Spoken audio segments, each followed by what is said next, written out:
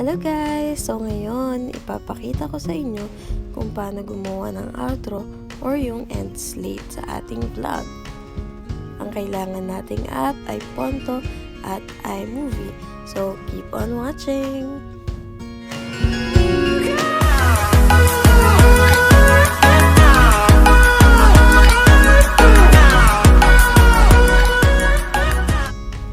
First po, punta tayo sa Ponto and then po camera, tapos po plain image. Sa plain image po, choose natin yung dark and then sa color po, pili na po tayo ng kulay na gusto natin gamitin as our background color po. So, ayan, apply. After apply po, punta tayo sa size and then custom. Sa custom po, ilalagay lang po natin ay 1 to 80 and then po sa baba po, ang ilalagay po natin ay 720. So, done. After that po, punta tayo sa taas and then click natin yung use. After use po, pindutin natin yung tatlong line sa baba and then add image po tayo. Dito po, pwede natin ilagay yung ating mga social media account. So, ang gawin po natin, mag-download po tayo sa Google or sa Safari ng mga social media na logo. So, ilalagay ko po ay Instagram. Again po, pwede po natin yan ma-download sa Google po. Mag-search lang po tayo ng social media logo PNG. Yung free and transparent po. So, after that, Twitter na nilalagay ko. And then, yeah. Diyan po, i-resize na lang natin siya. Dun sa size po, piliin na lang natin yung magpapantay po sila. Kumbaga, parehas ng size po. Ano ba? Nanigulo na kasi salita ako.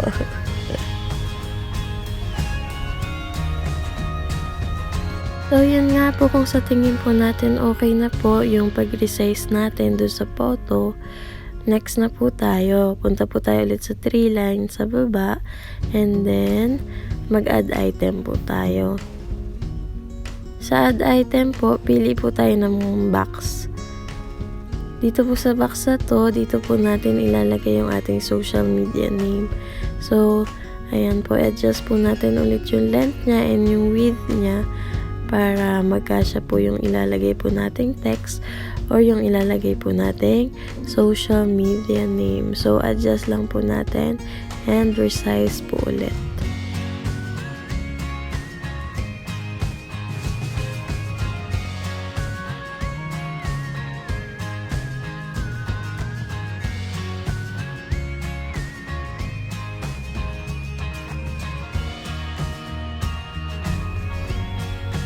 Yan po, pwede po tayo pumili ng background color para doon sa box na ating ginawa. So, pili lang tayo yung hindi nalalayo sa background color na napili natin kanina. So, ayan, mas lighter lang siya.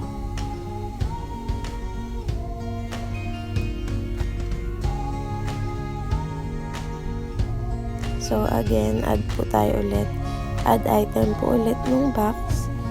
Para naman po doon sa kabila, sa Twitter po. So, ganun lang po ulit yung gagawin natin. I-resize po ulit. And, pantayin natin. Para po maganda naman siyang tignan. Parehas lang sukat.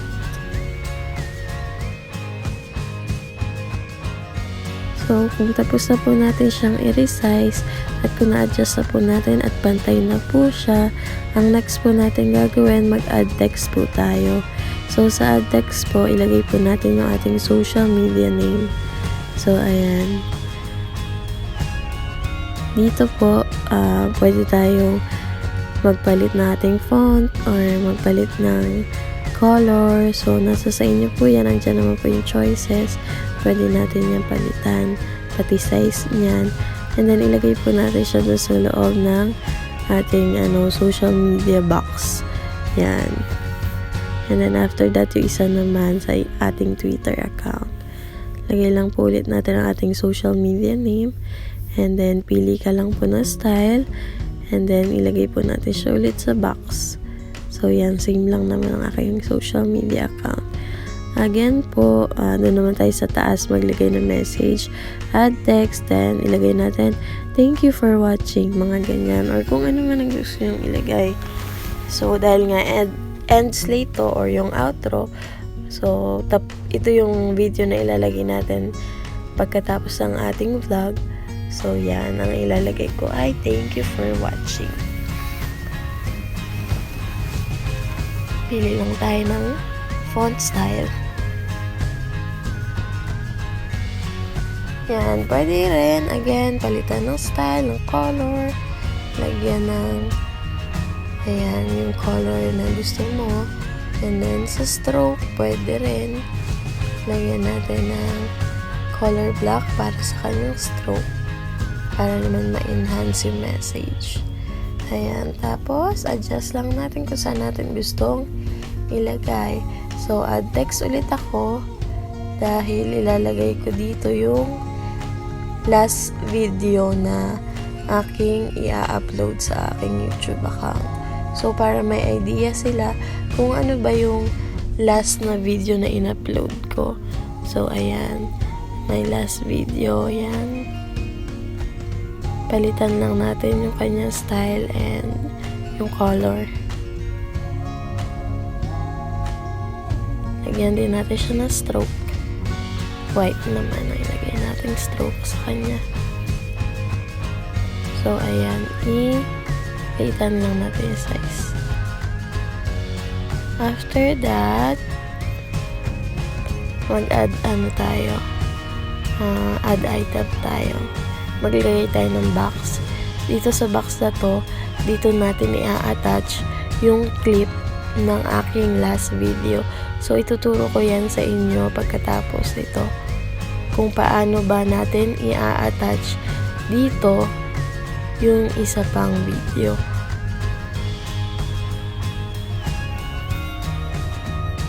Ayun po, i-adjust lang natin yung box na nilagay natin. So, dapat hindi matangkapan yung ating mga text at yung mga social media na nakalagay dyan. Yan, resize mo lang siya. Adjust and resize.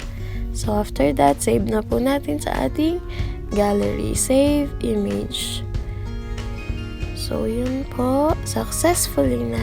And after that, let's move on to our iMovie app. Ayun. Sa iMovie po, gagawin na nating video yung ating Endslate or yung ating outro. So, create new project po.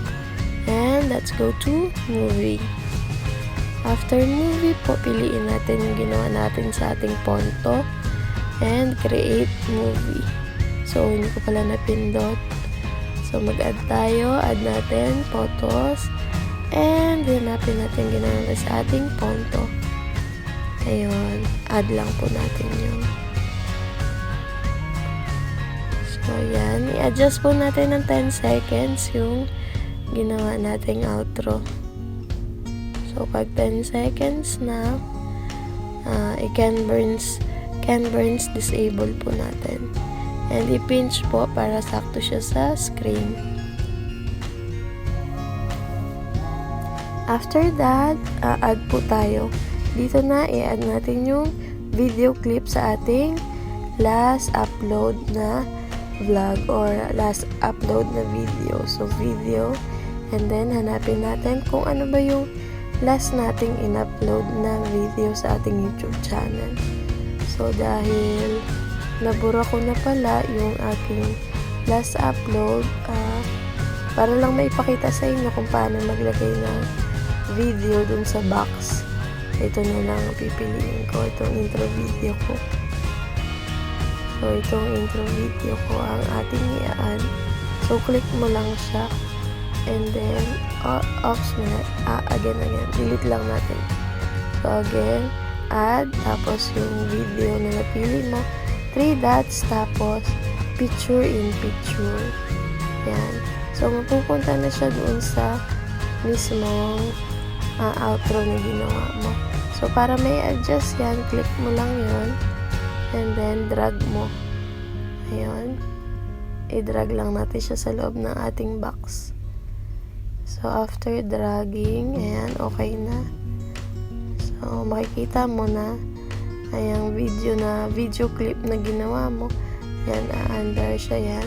So, kalalabasan niya is, thank you for watching. Tapos, may last video. Tapos yun, lalabas yung clip ng video nung last upload mo. So, lagyan natin ng sound effect itong ating outro. So, punta tayo dun sa add and then audio. So, sa audio, punta tayo sa my music. Tapos, punta natin yung mga imported na music. Dito sa imported music na to, na-import ko siya gamit yung aking Bolt app. So, meron akong tutorial kung paano mag-import ng music or sound effects sa ating iMovie. Lalagay ko na lang siya sa ating description box. So, kapag na-add mo na yung audio, adjust ko muna kasi nailagay ko sa dulo. So, adjust mo lang siya sa pinaka-una hanggang sa yung pinaka-dulo ng ating outro video. So, adjust mo lang yung sound or yung music na sakto sa ginawa nating outro video. So, yan. Ito nga po yung kalalabasan ng ating Endslate or outro video na pwede na po nating ilagay kung gagawa po tayo ng ating mga vlog. So, after that, pwede na po natin itong i-save sa ating gallery. So, every time, palitan na lang po natin yung my last video sa ating iMovie app. So, kung gusto nga po nating malaman kung paano po mag-import ng sounds and sound effects sa ating iMovie, panoorin niyo lang po ang isa ko pang tutorial na nasa description box. Thank you!